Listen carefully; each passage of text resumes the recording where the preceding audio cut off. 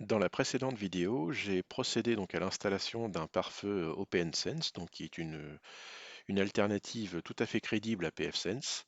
Dans cette vidéo, je vais présenter donc la mise en place de règles de pare-feu de base pour se faire une petite idée du fonctionnement des règles.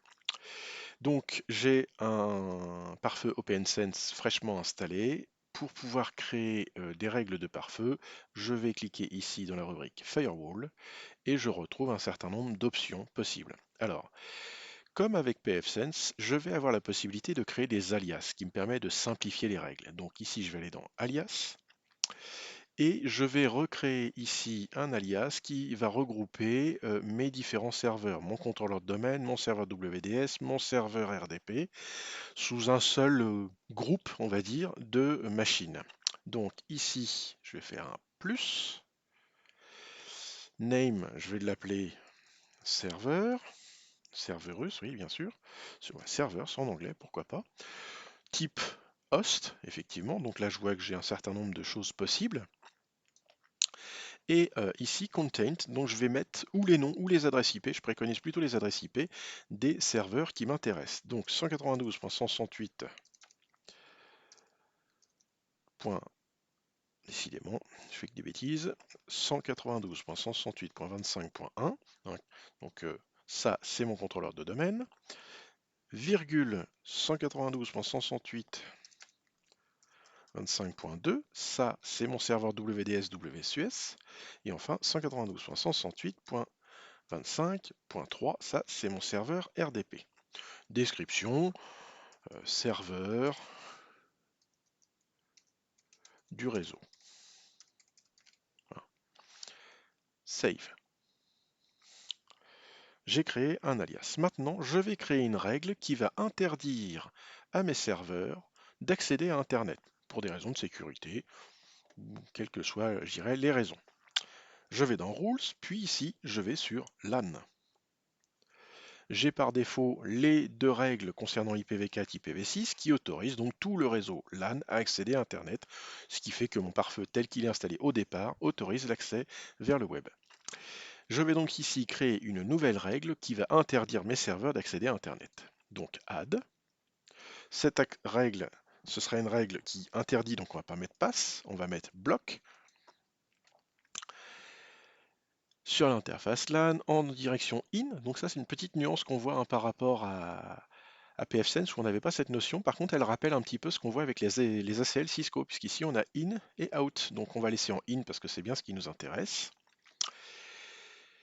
Sur du TCP version 4, le protocole ANY, on veut que rien ne passe. À destination de ANY, par contre, la source ici, ça va être, vous voyez, quand on remonte, alias, et je retrouve serveur. Voilà, donc à destination de n'importe où, une description, serveur, pas d'accès web. Voilà, et j'enregistre. Ma règle se retrouve ici. Je vais l'appliquer et je vais tester. Je vais aller sur mon serveur et je vais voir si j'ai accès à Internet. Et logiquement, malheureusement, ma règle ne va pas fonctionner. Je vais avoir accès à Internet. Par exemple, je vais aller sur Amazon. Pas de problème, j'ai accès à Internet. Pour la bonne et simple raison, c'est que ma règle se trouve à la fin de la liste. On voit que j'ai d'abord ici une règle qui autorise et après j'interdis. Donc c'est pas logique. Il va falloir que je positionne cette règle-là avant celle-ci. Donc pour cela, je vais cliquer pour sélectionner ma règle et ici, je vais cliquer sur la petite flèche pour déplacer la règle avant cette règle. Hop, là ma règle est au bon endroit et maintenant je vais pouvoir appliquer. À chaque fois qu'on fait une modification dans les règles ou dans l'ordonnancement des règles, il faudra faire appliquer les changements. Est-ce que maintenant j'ai accès à Internet? Oh, ça sent pas bon. Oui, là j'ai plus accès à grand chose. Voilà. Là, retour et commande, j'essaye d'accéder à différentes pages là, de mon serveur. Si j'essaye, je sais pas, Facebook, n'importe quoi. Voilà, même Bing ne fonctionne pas. Voilà. Mon serveur n'a plus accès à Internet. Formidable. Sauf que mon serveur, c'est lui qui donne l'accès DNS pour mes clients. C'est grâce à mon serveur que mes clients peuvent accéder à Internet. Sauf que comme mon serveur n'a plus accès à Internet et que lui, il doit faire des requêtes DNS pour permettre à mes clients d'accéder à Internet, eh bien même mes clients, dans l'état actuel des choses, ils n'accèdent plus non plus à Internet. Si j'essaye d'aller sur Instagram, par exemple, voilà, même Bing, ça ne fonctionne plus. Donc, alors certes, mes clients, enfin mes serveurs n'ont plus accès à Internet, mais les clients non plus. Donc il va falloir que je rajoute une règle qui va autoriser mon contrôleur de domaine qui fait DNS à accéder aux requêtes DNS. Donc ici, je vais recréer une règle qui va à ce coup-ci autoriser, euh, je dirais, le trafic. Interface LAN, direction IN, IPv4, protocole. Là, on va prendre de l'UDP, puisque le DNS, c'est de l'UDP, dans la plupart des cas.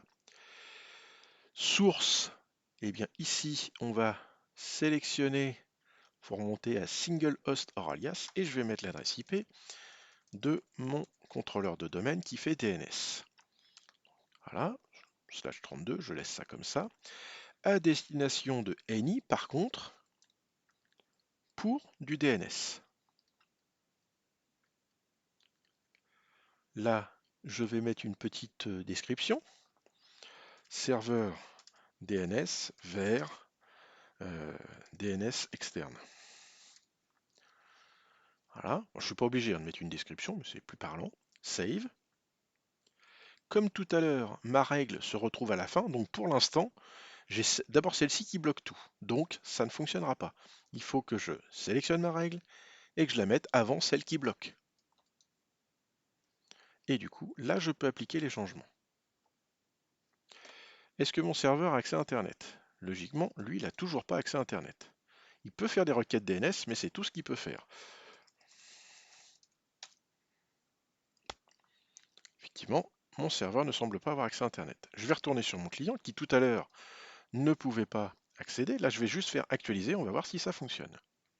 Instantanément, ayant donné l'accès à Internet, l'accès aux requêtes DNS de mon serveur, mon client peut faire des requêtes à mon serveur qui, lui, peut les relayer au serveur DNS externe. Et du coup, mon client récupère son accès à Internet. Maintenant, admettons que je veuille bloquer mes clients pour faire, par exemple, du FTP. Donc ici, je sais que j'ai la possibilité de faire du FTP sur mes clients. Donc je vais le montrer de manière assez basique. Je vais copier-coller un lien qui est bien du FTP. Là, pour l'instant, ça marche instantanément.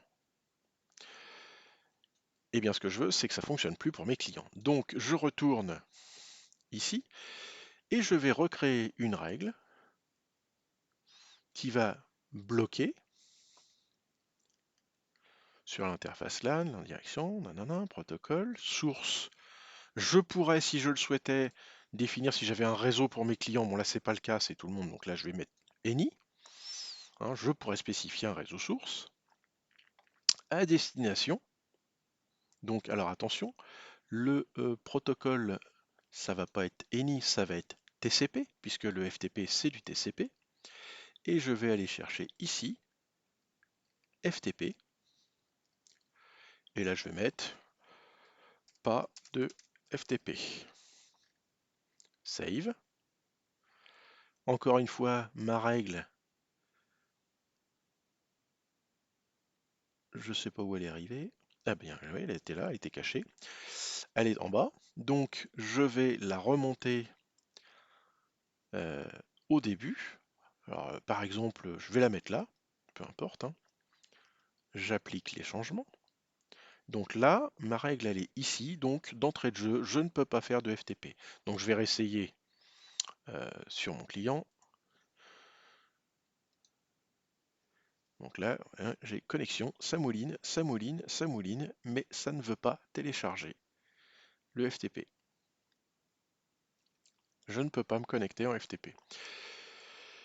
Donc ici, elle est positionnée en premier lieu, mais j'aurais pu éventuellement la mettre un peu plus bas. Donc je fais ça par exemple, et j'aurais pu la positionner avant la règle qui autorise mon réseau. Ici. je peux le faire, pourquoi pas. Donc en la positionnant ici, ça ne change rien, je peux toujours pas y accéder. Si pour X ou Y raison, je souhaite temporairement désactiver une règle, il suffit simplement de cliquer sur le logo qui correspond à l'action sur la règle, donc et du coup là par exemple, si je veux désactiver le blocage du FTP temporairement pour faire des essais, je clique dessus et je fais Apply Change. Je vois ma règle, elle apparaît grisée. À partir de là, alors là je vais tout effacer, puis on va faire actualiser. Instantanément, mon téléchargement refonctionne.